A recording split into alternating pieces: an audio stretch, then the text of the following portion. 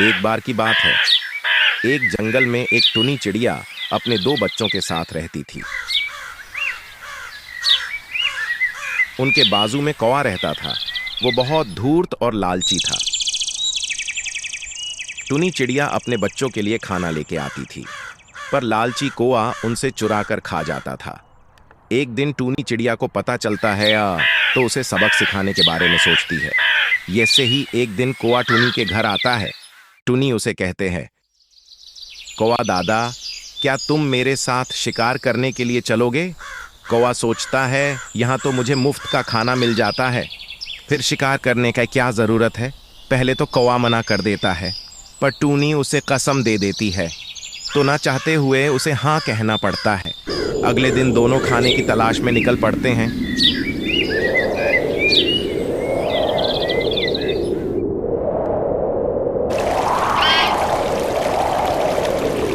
बहुत देर उड़ने के बाद उन्हें एक कुआं दिखाई देता है।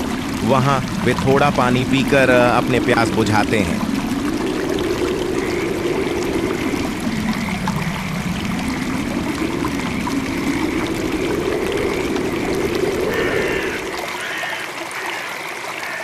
जंगल के ऊपर से उड़ते हुए एक गांव में पहुंच जाते हैं।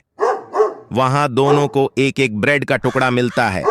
दोनों उठाकर फिर अपने घर की तरफ निकल पड़ते हैं।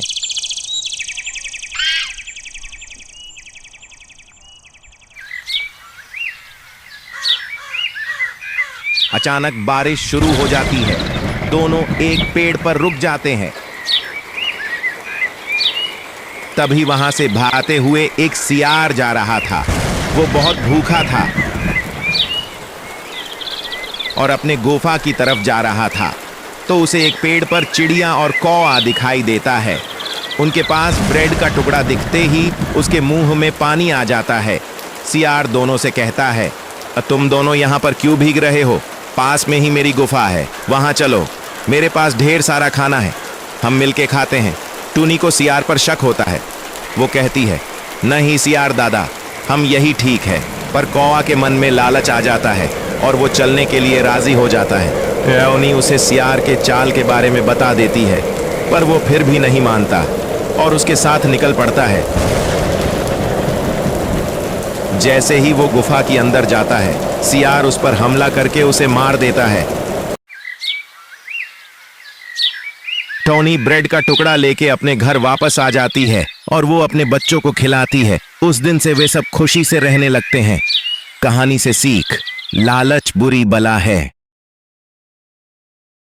बरगद के पेड़ पर टुनी चिड़िया अपने पूरे परिवार के साथ में रहती थी।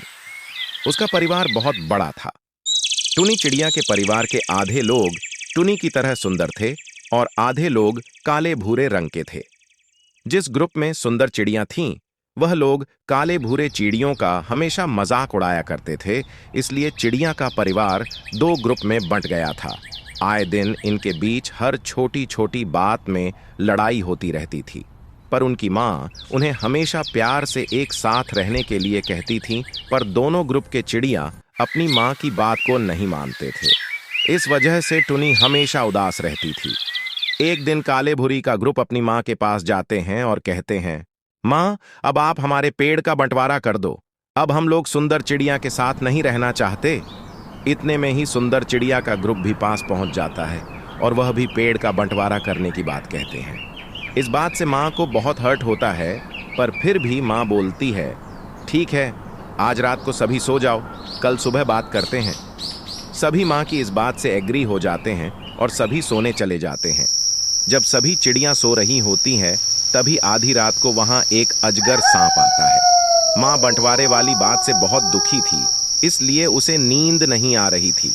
वह कुछ सोचते हुए डाल पर बैठी हुई होती है। तभी उसे सूखे पत्तों की आवाज आती है और वह अपने घर से बाहर देखती है।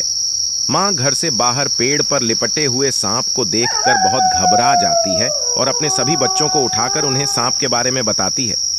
पहले तो सभी बच्चे बहुत डर जाते हैं, पर माँ उन्हें समझाती है कि बच्चों, कुछ भी हो जाए, आज हमें मिलकर इस परेशानी का सामना करना है।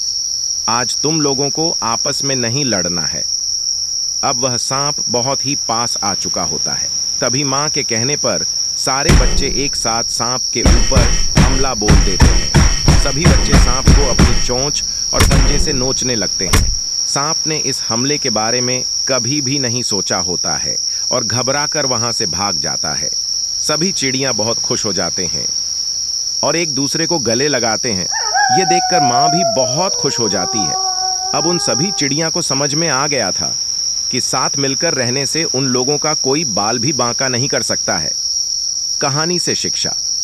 तो देखा बच्चों, आपने कैसे चिड़िया के छोटे छोटे बच्चों ने एक साथ मिलकर एक बड़े से सांप को भगा दिया। ठीक ऐसे ही अगर हम भी अपने भाई बहन मम्मी पापा के साथ में मिलकर रहेंगे तो कोई भी हमारा कुछ नहीं बिगाड़ सकता है। इसे ही कहते हैं एकता की शक्ति। एक जंगल में दो दोस्त थे, एक कौवा और एक हिरण। एक दिन उस जंगल में एक लोमड़ी आई। वह लोमड़ी बहुत भूखी थी और खाने की तलाश में जंगल में इधर उधर भटक रही थी। तभी उसने हिरण और कौवे को एक साथ देखा।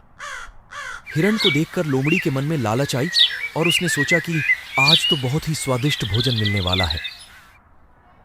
लोमड़ी ने हिरण और कौवे से दोस्ती का हाथ बढ़ाने का सोचा और वह उन दोनों के पास गई और बोली, कैसे हो दोस्तों?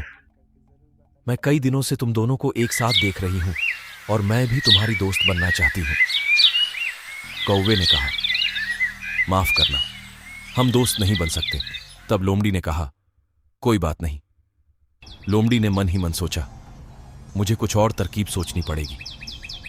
लोमड़ी ने चालाकी से हिरण को कहा कि यहां पास के गांव में एक किसान रहता है जिसके खेतों में बहुत अच्छी फसल उगी है जो तुम्हारा बहुत अच्छा भोजन बन सकता है। लोमड़ी की इस बात पर कौवे को थोड़ा शक हुआ और कौवे ने कहा कि हमें यहां जंगल में पेट भर के भोजन मिल जाता है तो हम वहां क्यों जाएं?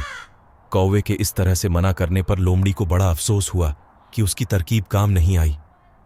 अगले दिन फिर लोमड़ी हिरण के पास गई जब वो अकेला था और उसने कहा, कैसे हो? मैं कल तुम्हारी बस मदद करना चाहती थी। जरा सोचो कि अगर तुम्हें खाने के लिए पेट भरकर हरी भरी घास मिल जाए तो कितना अच्छा होगा। यह सुनकर हिरण के मन में लालच आई और वह लोमड़ी की बातों में फंस गया। लोमड़ी हिरण लेकर को किसान के खेत पर गई। वहां हरा भरा खेत देखकर हिरण खुश हो गया।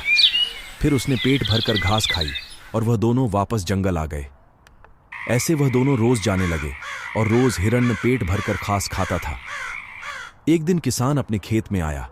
उसने देखा कि उसके खेत की फसल किसी जानवर ने खाया हुआ है और उसने वहां पर हिरण के पैरों के निशान देखे। वह समझ गया कि यहां कोई जानवर आया था। उस जानवर को पकड़ने के लिए उसने एक जाल बिछा दिया। अगले दिन जब हिरण वापस घास खाने आया तो वह जाल में फंस गया। जाल में फंसा हुआ हिरण देखकर लोमड़ी खुश हो गई और बोला, मेरी तरकीब काम आ गई। लोमड़ी खुश होकर हिरण को पकड़ने जा रही थी। उतने में किसान को पास आते हुए देखकर लोमड़ी भाग गई और झाड़ियों के पीछे जाकर छिप गई। इधर जंगल में कौवा सोच रहा था कि हिरण को गए बहुत समय हो गया, अभी तक वह लौटा क्यों नहीं। तब उसको लगा कि वह किसी मुसीबत में है, मुझे उसकी मदद करनी चाहिए और वह खेत की ओर उड़ने लगा। वहां उसने देखा कि हिरण जाल में फंसा हुआ है। कौवा उसके पास गया और उसे मरे रहने का नाटक करने को बोला और हिरण की आंखों पर चोंच मारने लगा जिससे कि किसान को लगे कि हिरण मर चुका है। कुछ देर बाद जब वहां पर किसान आया और उसने देखा कि हिरण तो मर चुका है और कौवा उसकी आंखें पर चोंच मार रहा है तो किसान ने जाल निकाला। जाल निकलते ही हिरण वहां से भाग गया और इस तरह हिरण की जान बच गई।